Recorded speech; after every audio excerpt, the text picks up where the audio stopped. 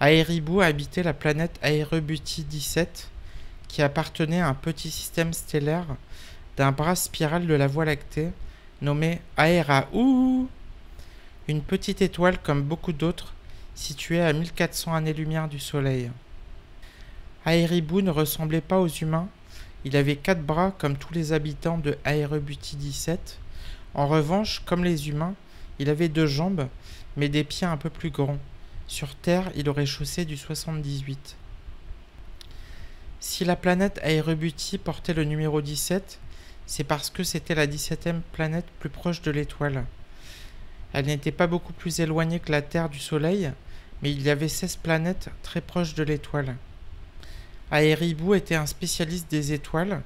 Il avait déjà étudié 235 ans à l'université stellaire.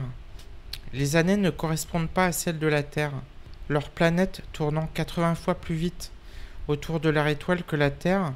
235 ans était équivalent à presque 3 ans sur Terre. Ils vivaient entre 5000 à 10 000 ans. Mais pour des terriens, c'était équivalent à 150 ans.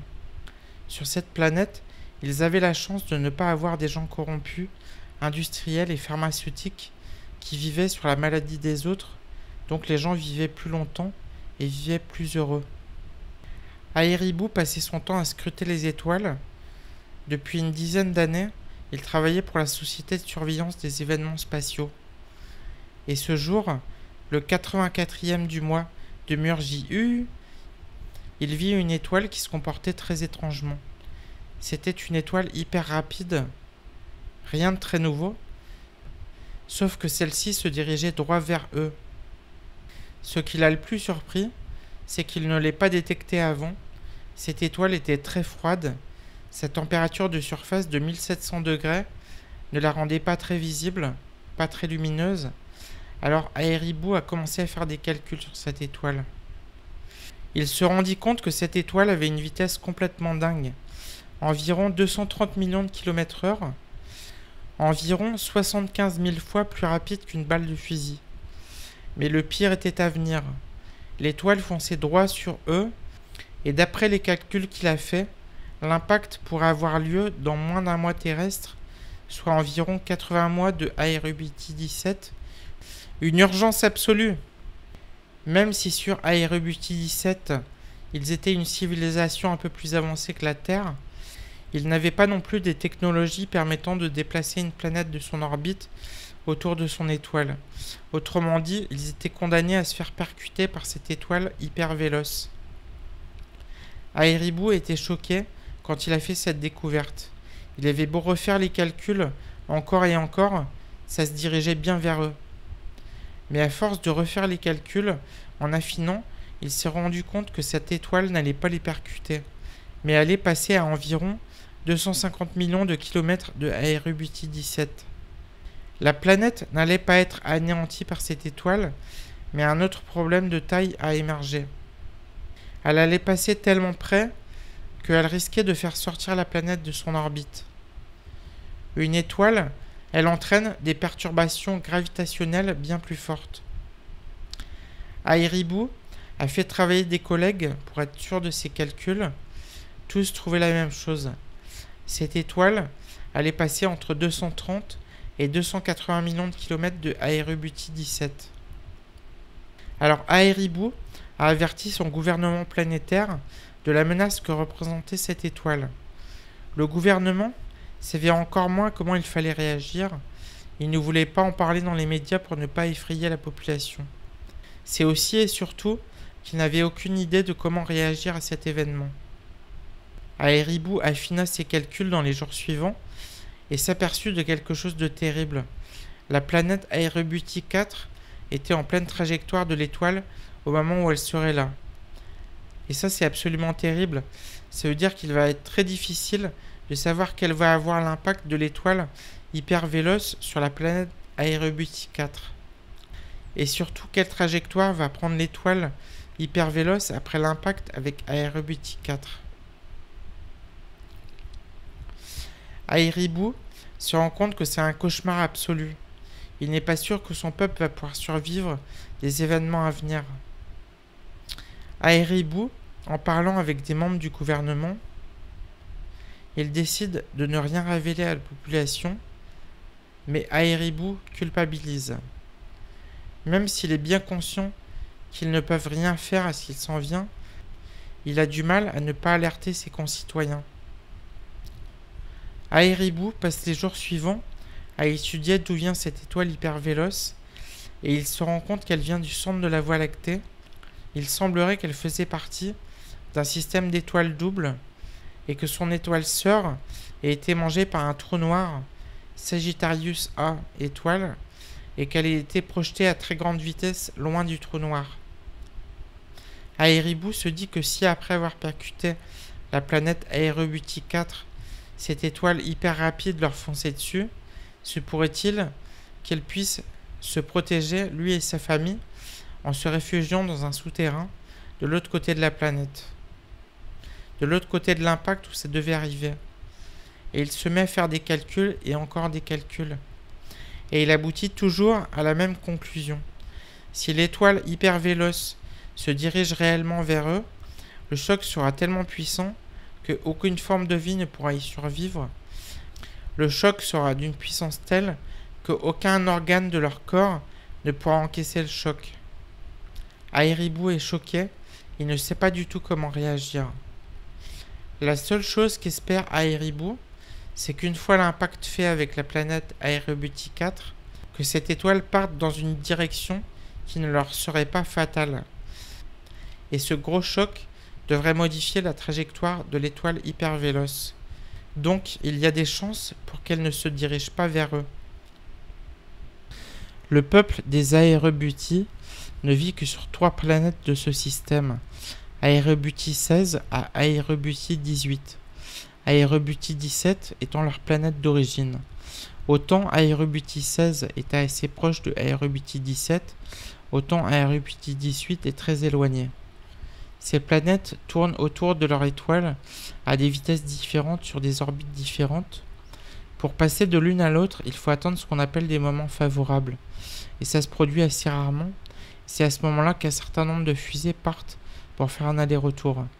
Aerobuti 16 compte environ 400 millions d'habitants, Aerobuti 17 environ 900 millions d'habitants et Aerobuti 18 environ 100 millions d'habitants. Il existe aussi la dernière planète, Aerobuti 19, mais elle n'est pas habitée. Elle est très loin de l'étoile et c'est un désert glacé.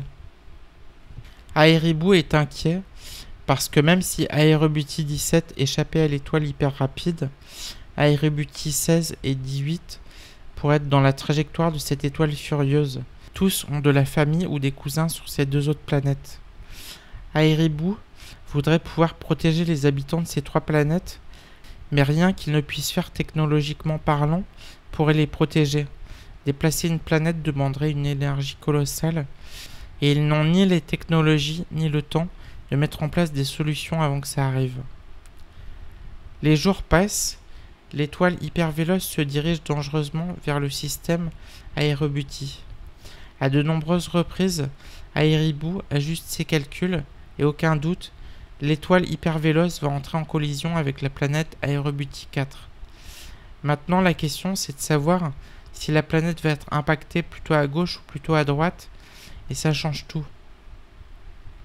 Si elle est impactée à gauche, l'étoile hyper véloce pourrait aller ensuite impacter Aerobuti 9, alors que si l'impact se fait par la droite, l'étoile se dirigerait dans la direction d'Aerobuti 17, ce qui serait catastrophique.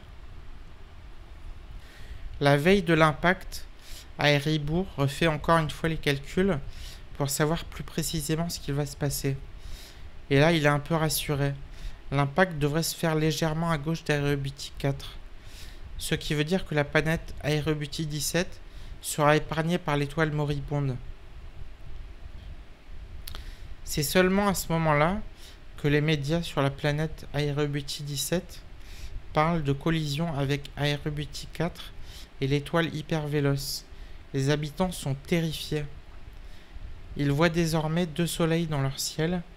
Certains avaient observé cette étoile très lumineuse plusieurs jours avant que les médias n'en parlent. Aeribu est interviewé par la chaîne planétaire Télé 41. Il explique que l'étoile devrait impacter Aerobuti 4 par la gauche signifiant qu'il n'a pas de danger d'impact avec Aerobuti 17. Le présentateur télé lui demande s'il n'y a pas un risque que les débris soient expulsés vers eux. Aeribu se veut rassurant. Étant donné la distance et la gravité de cette étoile, il y a très peu de chances pour que les débris arrivent vers eux.